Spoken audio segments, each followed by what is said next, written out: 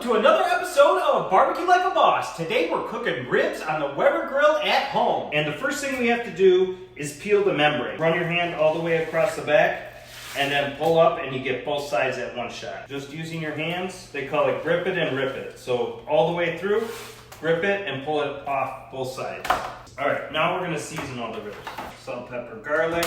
This is very traditional. You really get the flavor of the meat and the barbecue because you're not putting too much of a rub on it. It's a real simple seasoning, but I love this recipe. This is what I grew up with as a kid. So we're going to add these ribs without tipping them over. This is going to take about 2 hours. We're going to come back and check on them. So you can see there's already some nice color on these ribs. And we're going to rotate from the inside out and the outside in while turning them upside down.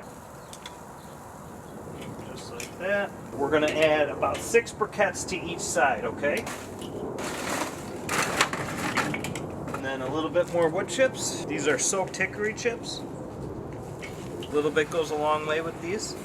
Then we'll check back in a half hour.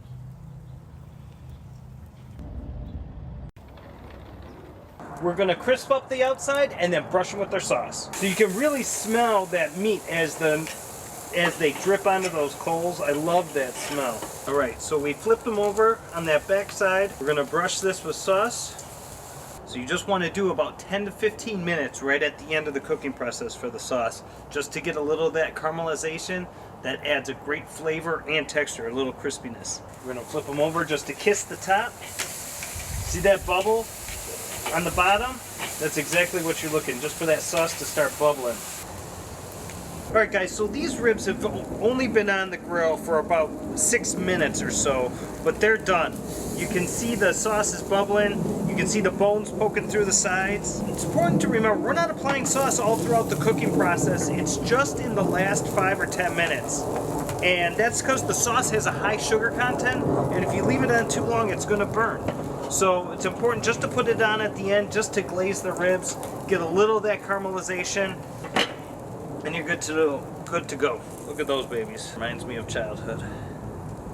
Oh yeah. See, they have a snap, nice and pink from the smoke ring.